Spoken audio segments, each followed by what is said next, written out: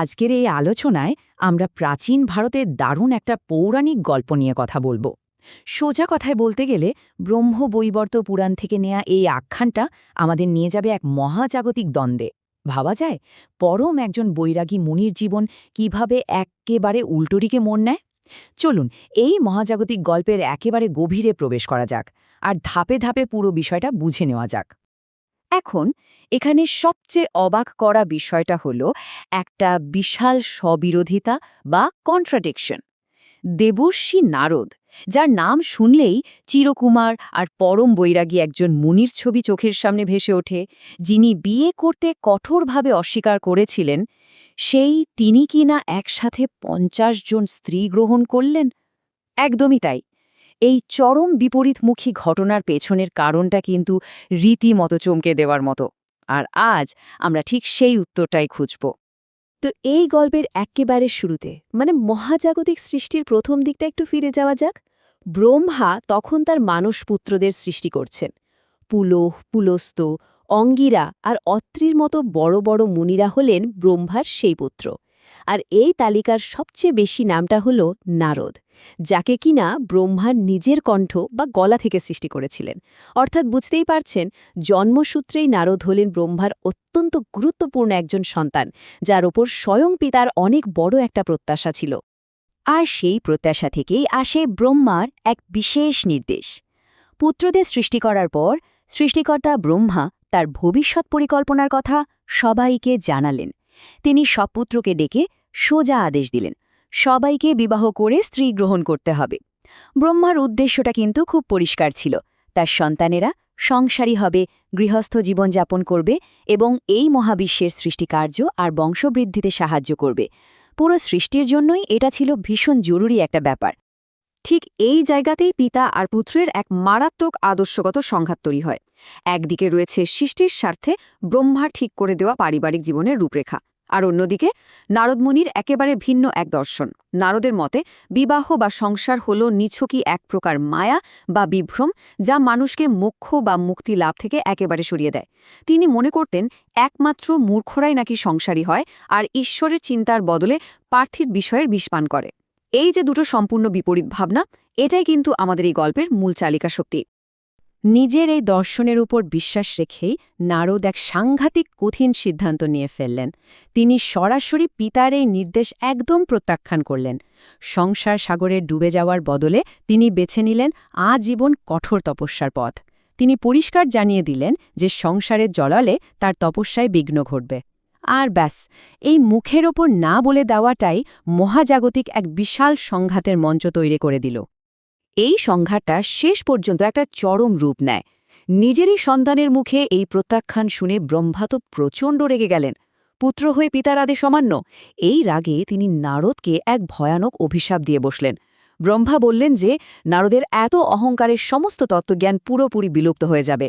পরম জ্ঞানী এক মুনি হয়ে উঠবেন অত্যন্ত কামুক, যিনি সারাক্ষণ শুধু শৃঙ্গারের খোঁজে ঘুরে বেড়াবেন। শুধু তাই নয়, শৃঙ্গার শাস্ত্রে পারদর্শী হয়ে তিনি এক দুজন নয়, একেবারে ৫০ জন পত্নী গ্রহণ করবেন এবং সদা বিহারে মত্ত থাকবেন। চিন্তা করা যায়, একজন বৈরাগীর জন্য এর চেয়ে চরম শাস্তি আর কিবা হতে পারে। এখন এই মারাত্মক অভিশাপ শোনার পর নারদের মানসিক অবস্থাটা একবার ভাবা যাক। অভিশাপ শুনে নারদ ভেতরে ভেতরে অত্যন্ত ভেঙে পড়লেন, কিন্তু তার আর কিছুই করার ছিল না। নীরবে পিতার এই কঠিন শাস্তি মেনে নেওয়া ছাড়া আর কোনো উপায় ছিল না। তবে তার একটা মাত্র করুণ প্রার্থনা ছিল। তিনি ব্রহ্মার কাছে হাত জোড় করে অনুনয় করলেন যে পরজন্মে তার যেখানেই জন্ম হোক না কেন, তিনি যেন সর্বদা ভগবান শ্রীহরির একনিষ্ঠ ভক্ত হিসাবে থাকতে পারেন। তার এই অবিচল ভক্তিটাই ছিল তার একমাত্র সান্ত্বনা। এরপর শুরু হল নারদের জীবনের এক অদ্ভুত রূপান্তর পর্ব। প্রথমে ব্রহ্মলোক থেকে তার পতন ঘটল। তারপর তিনি এক হরিভক্ত গন্ধর্বরাজের ঘরে ভীষণ সুন্দর আর সুশীল এক পুত্ররূপে জন্ম নিলেন। গন্ধর্বদের গুরু বশিষ্ঠ মুনি এই পুত্রের নাম রাখলেন শ্রী উপবর্হণ। দেখতে দেখতে যৌবনে পা রাখার পর গুরু বশিষ্ঠের কাছ থেকে দীক্ষা নিয়ে শ্রী উপবর্হণ গণ্ডকী নদীর তীরে আবার সে কঠোর তপস্যায় মগ্ন হলেন। ভাগ্যের চাকা কিভাবে ঘোরে সেটা সত্যি অবাক করার মতো একটা ব্যাপার। আর ঠিক ওই গণ্ডকী নদীর তীরেই ঘটল এক চরম আকর্ষণের ঘটনা। তপস্যারত শ্রী উপবর্হন ছিলেন অপরূপ সুন্দর একজন যুবক। একদিন কিছু গন্ধর্ব রমণী সেই নদীর তীরে এলেন, আর ধ্যানে মগ্ন এই যুবকের রূপ দেখে সেই নারীরা তো একেবারে মুগ্ধ, বলতে গেলে সম্পূর্ণভাবে মোহিত হয়ে পড়লেন। কিছুই না জেনে, কোনো চেষ্টা ছাড়াই এই তরুণ তপস্বী একদল নারীর হৃদয়ে গভীর প্রেমের আগুন জ্বেলে দিলেন। আর এটাই কিন্তু পরবর্তী ঘটনার বীজ বপন করে দিল। ওই নারীরা ঠিক কতটা মরিয়া হয়ে উঠেছিলেন সেটা শুনলে যে কারোর চোখ কপালে উঠবে। উপবর্হনকে স্বামী হিসেবে পাওয়ার জন্য তারা এক অভাবনীয় পথ বেছে নিলেন। যোগবলের মাধ্যমে তারা সবাই নিজেদের দেহ ত্যাগ করলেন। হ্যাঁ, ঠিকই শুনছেন। এরপর তাদের সকলের পুনর্জন্ম হল গন্ধর্ব চিত্ররথের ঘরে, তার কন্যা হিসেবে। ভালোবাসার জন্য এমন চরম আত্মত্যাগের ঘটনা পুরাণ ছাড়ার কোথায় বা পাওয়া যায়, তাই না?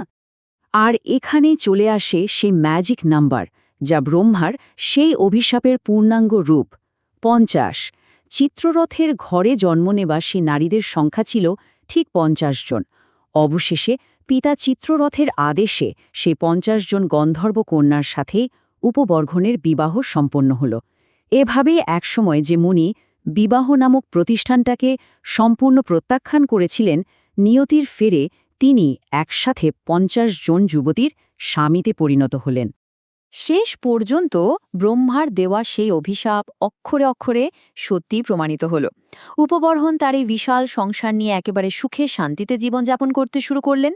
এই 50 জন স্ত্রীদের মধ্যে প্রধান ছিলেন সতী পতিব্রতা মালাবতী। একবার ভাবলে অবাক হতে হয়, যিনি একসময় ভাবতেন সংসার মানেই মোক্ষ লাভ থেকে দূরে সরে যাওয়া, মায়ায় আটকে পড়া, তিনি এখন এক দারুণ সুখী সংসারী। এটা সত্যিই এক অসামান্য রূপান্তর, যা আমাদের অনেক কিছু ভাবতে বাধ্য করে। আলোচনার একেবারে শেষে এসে একটা গভীর দার্শনিক প্রশ্ন আমাদের সামনে এসে দাঁড়ায়। স্রষ্টার লিখে দেওয়া নিয়তির লিপি থেকে কি সর্বশ্রেষ্ঠ তপস্বীরাও রক্ষা পেতে পারেন? এই উপাখ্যান আমাদের খুব সুন্দরভাবে মনে করিয়ে দেয় যে পৌরাণিক জগতে নিয়তি বা ভাগ্যের শক্তি কতটা অপ্রতিরোধ্য। ব্রহ্মার ইচ্ছা আর নারদের প্রত্যাখ্যানের এই দ্বন্দ্ব শেষ পর্যন্ত কিন্তু সেই নিয়তিরই জয় ঘোষণা করে। আজকের এই বিশ্লেষণটি আমাদের এই মহাজাগতিক সত্যটিকেই একেবারে নতুন করে ভাবতে শেখায়। জানার এই দারুণ যাত্রায় এতক্ষণ আমাদের সাথে থাকার জন্য অসংখ্য ধন্যবাদ।